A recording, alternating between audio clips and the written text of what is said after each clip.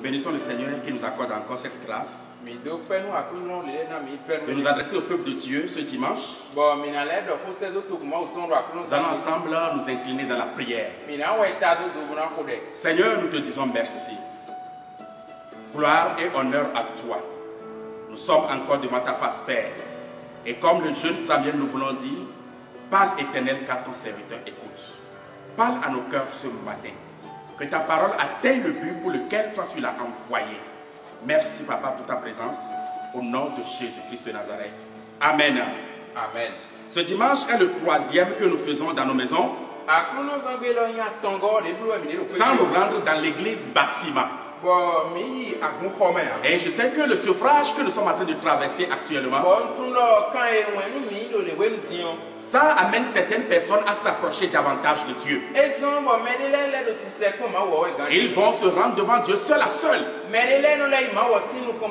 Parler avec Dieu. Remettre leur marche chrétienne en cause. Laisser leur cœur à Dieu.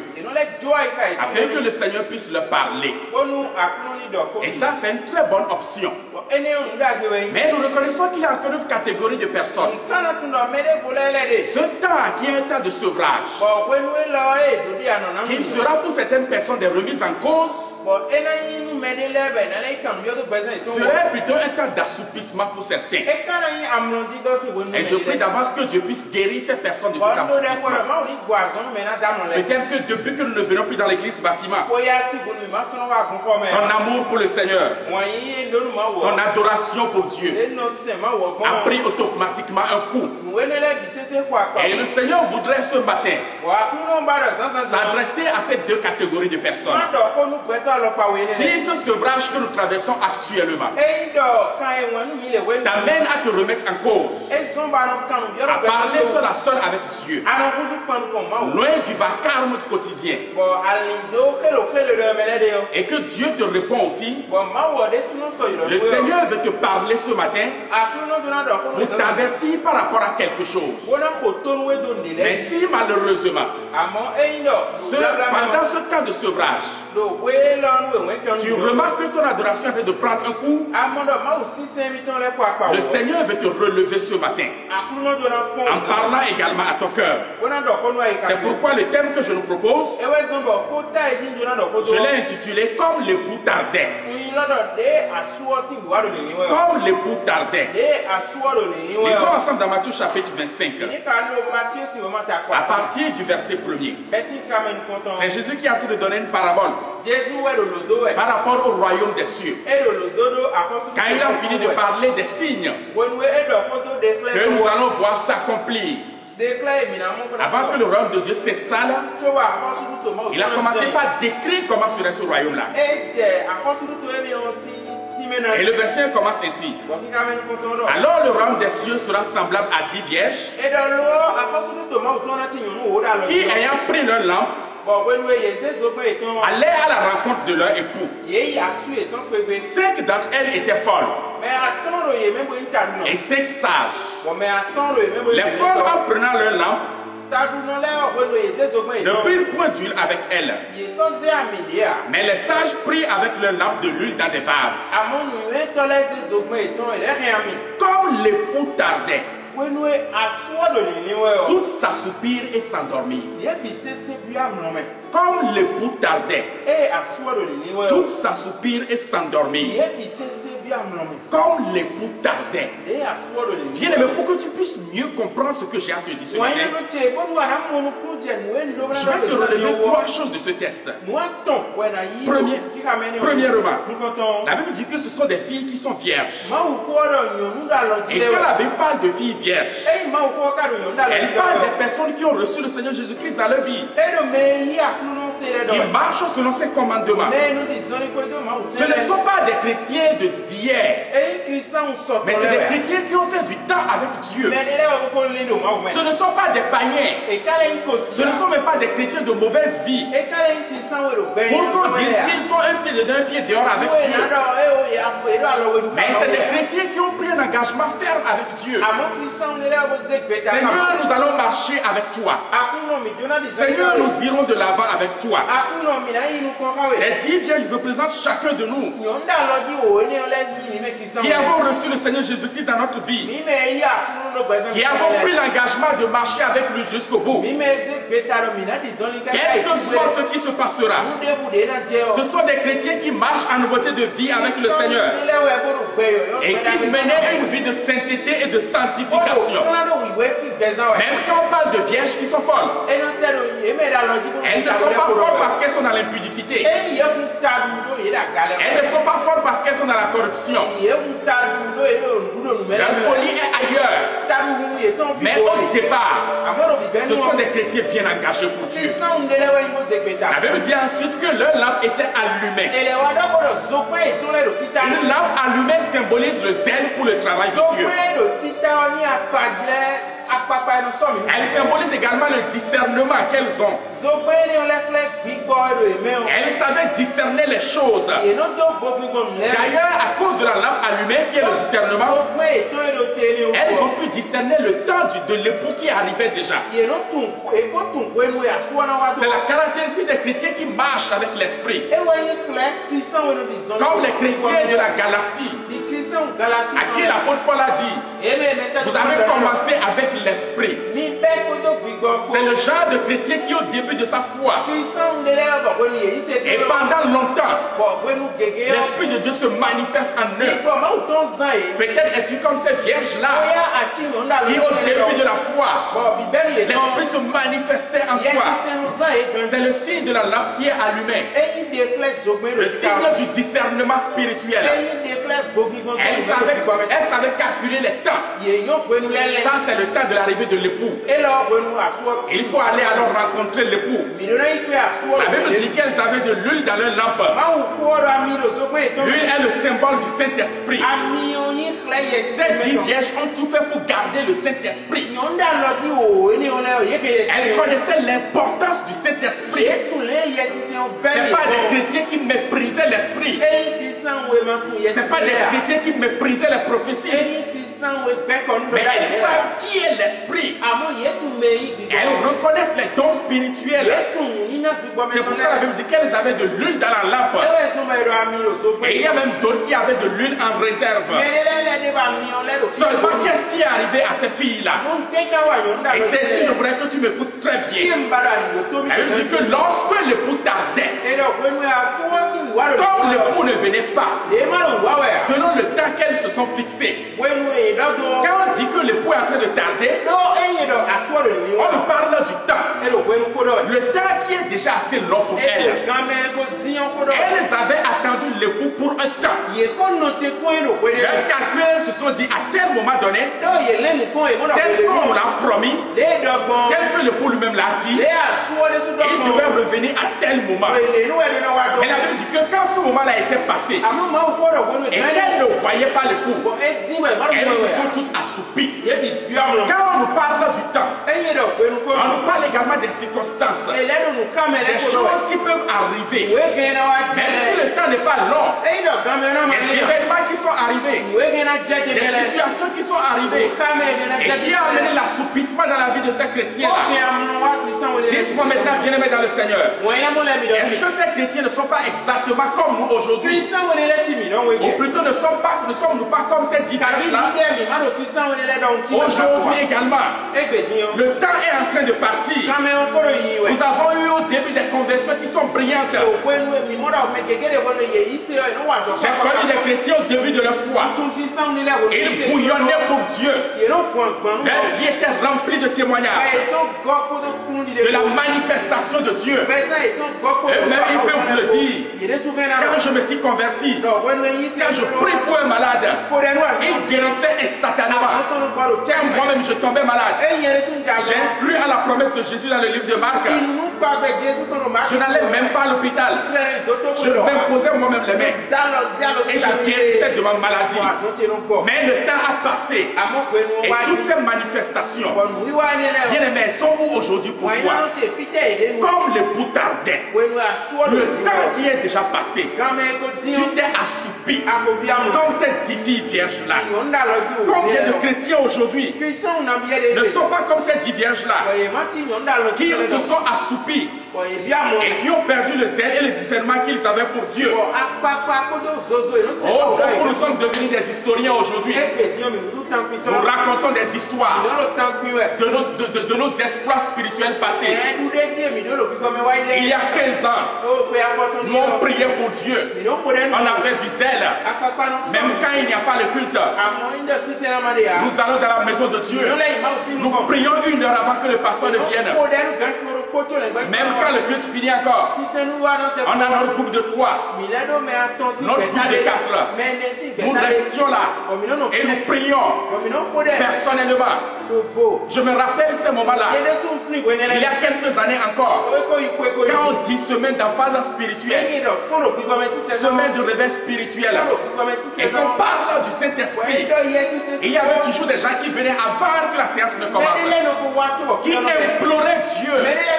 Des fois, quand le culte finissait, d'autres se couchaient à terre et ils avaient une seule phrase à la bouche: Seigneur, si tu ne me baptises pas du Saint-Esprit, je ne sortirai pas de la chapelle. Vous pouvez revenir le lendemain pour les voir là, parce qu'ils ont cette flamme là en eux.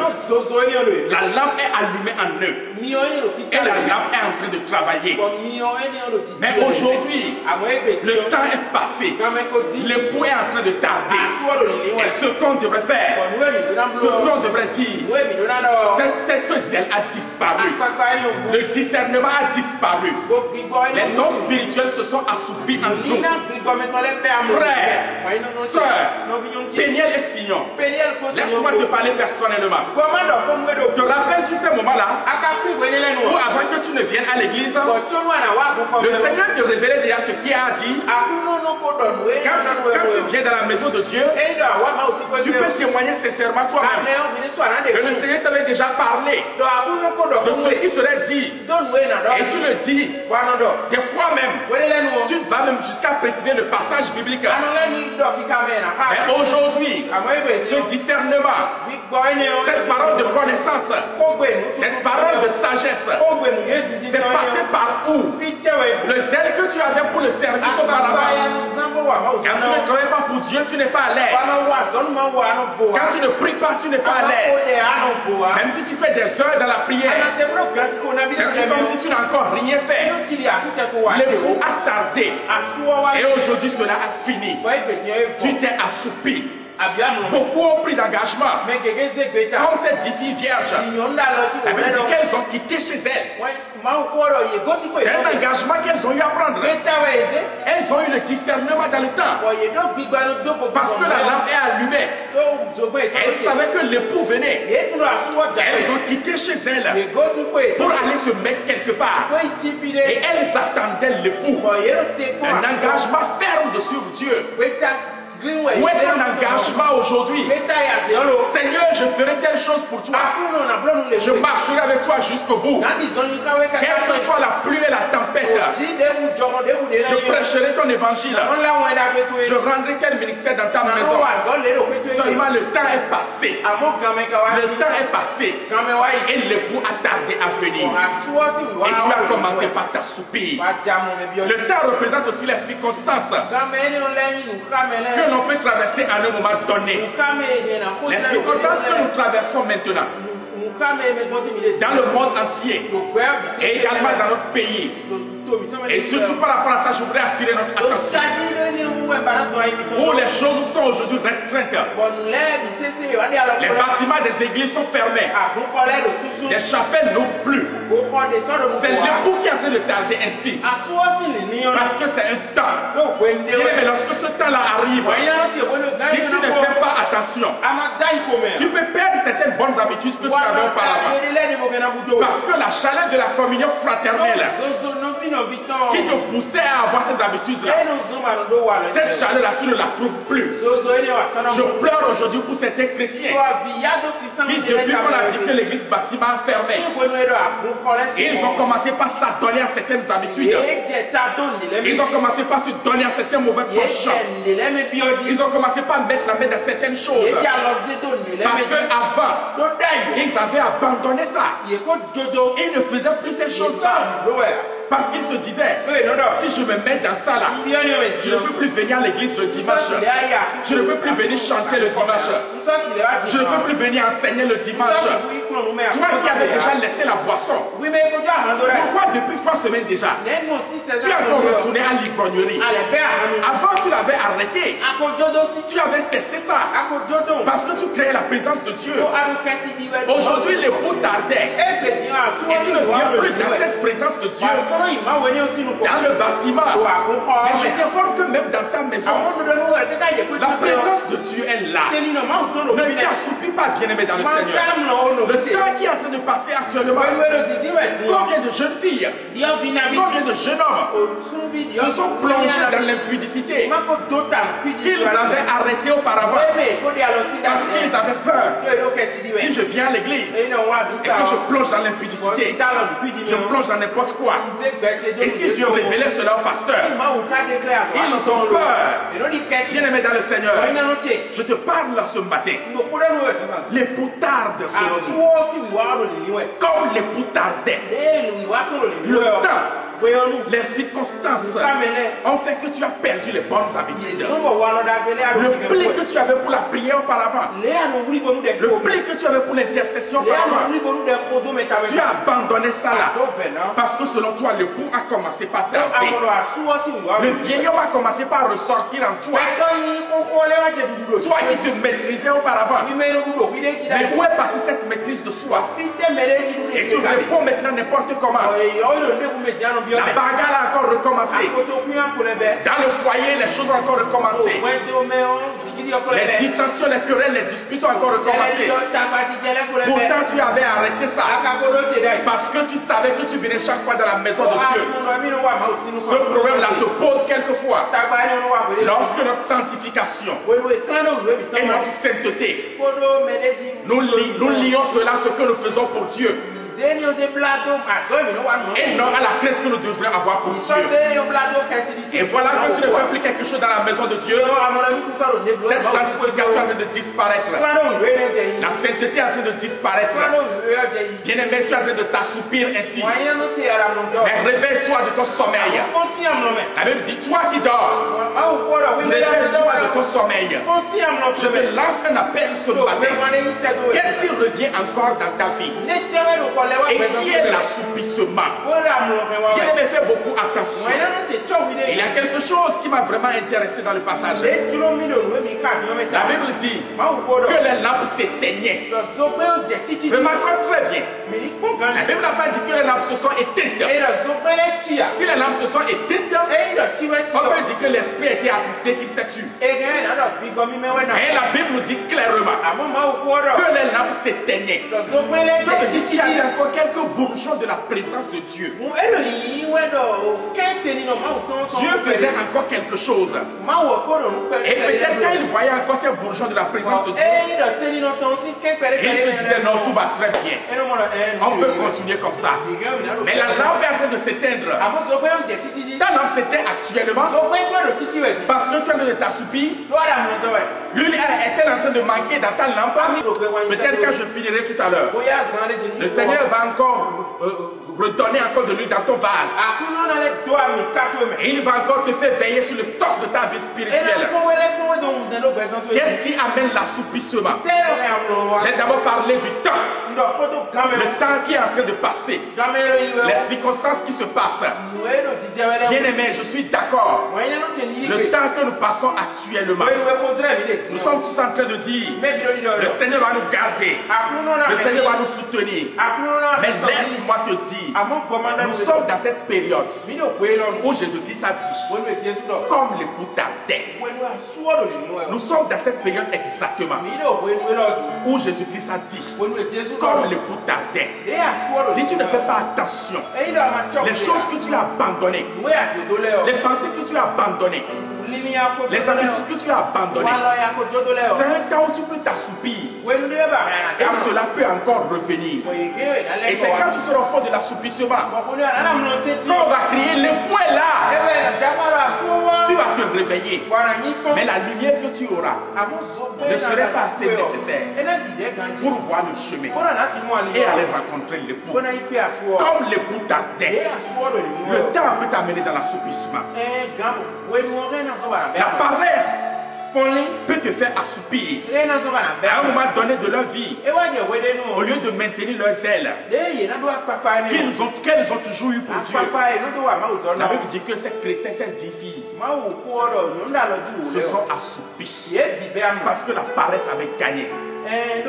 J'imagine que quand elles ont commencé, elles parlaient, elles priaient, elles intercédaient, elles priaient chaudement.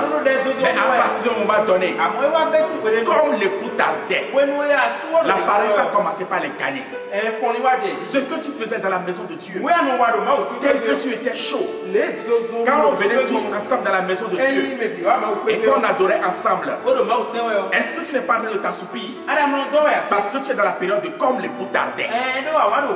Qu'est-ce qui peut te faire encore assoupir? Les choses de ce monde. Ne laisse jamais l'envie, l'impudicité, la divination, les mauvaises compagnies qui vont te faire assoupir. Non, bien-aimé dans le Seigneur, c'est des choses que tu as refusées. Mais ça peut revenir. Ça peut revenir. Parce que tu es dans la période de comme l'époux tardait. Et l'assoupissement peut venir rapidement. Oui, l'envie peut revenir. L'impudicité que tu as abandonnée peut encore revenir. La divination que tu as déjà abandonnée pendant ces moments-là, ça peut revenir. Si tu n'es pas alerte, tu peux encore retourner vers tes livres d'horoscope. Tu peux encore commencer par lire certaines sons bizarres. Tu peux reprendre encore certaines huiles. Parce que pour toi, comme l'époux tardait, et tu es en train de te dire, même si je le fais, qui est-ce qui le saura? Je ne suis plus en contact de qui que ce soit. Aucun frère ne peut le savoir. Même si le frère a l'esprit de révélation, il faut que nous soyons ensemble. Et comme chacun est dans son coin, alors chacun tente de s'assoupir. On s'assoupit.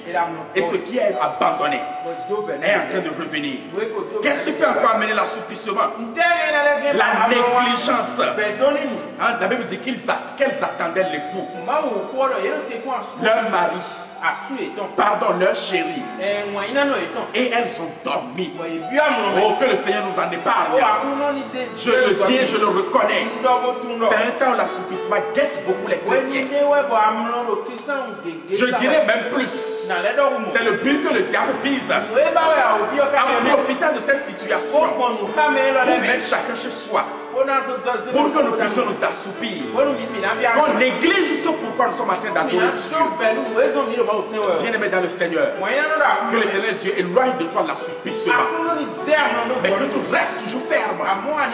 Que le zèle que tu avais, que ta lampe continue toujours à brûler. Laisse-moi te donner quelques remèdes. Premièrement, retrouve encore le premier amour. Jésus-Christ l'a dit à l'église d'Éphèse. Il dit, je sais que tu travailles. Tu fais très bien les choses. Même ce que tu fais actuellement, c'est bien plus nombreux que ce que tu as fait premièrement. Mais ce que j'ai contre toi, tu as abandonné ton premier amour. Bien-aimé dans le Seigneur, retourne encore à tes premiers œuvres. Retourne encore le premier amour. Souviens-toi que tu attends le Christ l'époux. Et celui qui attend son mari n'est jamais fatigué de l'attendre. Mais l'amour qu'il y a dans son cœur le maintient toujours en éveil.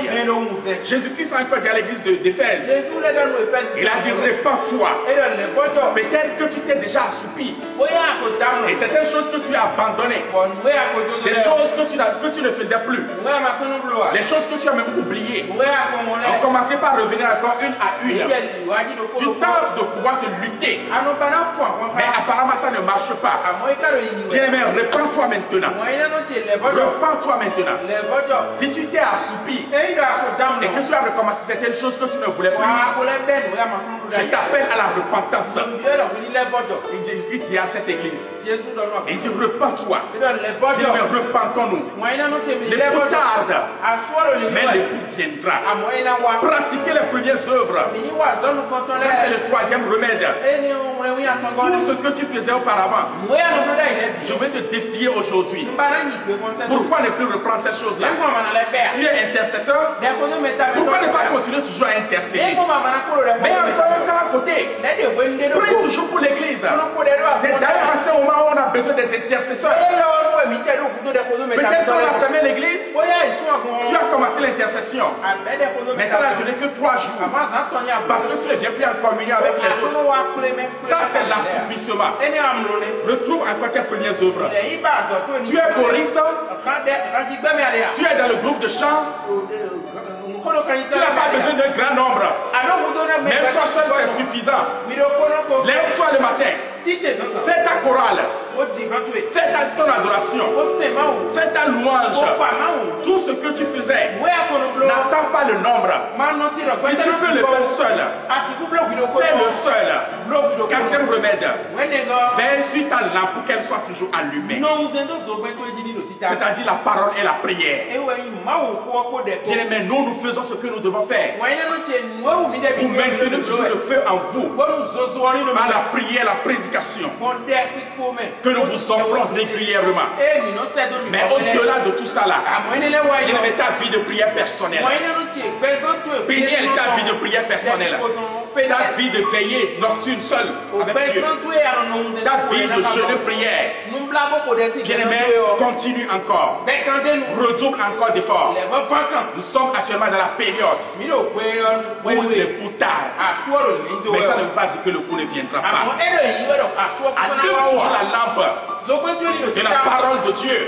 Ezra a dit, ta parole est une lampe à mes pieds et une lumière sur mon sentier. Allume cette lampe-là. Dernier remède. Il y a plusieurs, mais le dernier que je te propose ce matin. Soutenons-nous réciproquement. Pour ceux qui m'ont suivi le mercredi, quand je parlais des attitudes de chrétiens, en cette période de cette pandémie, une des attitudes, c'est ce que le plutôt hébreu a dit. Soutenons-nous réciproquement. Pourquoi ne pas prendre 5 minutes par jour pour prier pour un frère ou bien pour une soeur que tu ne vois plus? Pour prier pour l'église dans son ensemble. Pour prier pour les dirigeants. Pourquoi ne pas appeler 2 ou 3 frères régulièrement au téléphone pour l'encourager, pour avoir de ces nouvelles? Et si je rencontre un frère ou une soeur, pourquoi ne pas prier avec lui avant que nous ne puissions nous séparer? L'époux tardait. Mais ça ne veut pas dire que le coup ne viendra plus. L'époux va venir. Ne te laisse pas gagner par l'assouplissement. Et que je vais finir par cette histoire d'un couple. Un jour, le mari est revenu du boulot. Et quand il est revenu, comme d'habitude, la femme a dressé la table. Une table qui était très bien garnie. Et quand l'époux s'est assis pour manger, l'histoire raconte qu'à peine il a pris la première bouchée, qu'il a vu sa femme sortir de la chambre avec une torche en plein midi. Et la femme était en train de promener la torche. La femme promenait la torche. La femme soulevait les meubles, regardait sous les meubles, demandait à son mari de bouger ses pieds. Elle savait même les plats. Le mari disait, mais qu'est-ce que tu as, ma femme? La femme ne disait rien. Il dit, mais tu deviens folle, madame. La femme ne disait rien. Et un moment, la femme a commencé par pleurer. Le mari ne s'en revenait pas. Mais qu'est-ce qui se passe avec mon épouse? Et il forçait la femme à parler. Il dit, mais tu cherches quoi, ma femme? Et dans les pleurs et les larmes, la femme l'a regardé. Et la femme a dit, je cherche le premier amour que tu m'avais donné.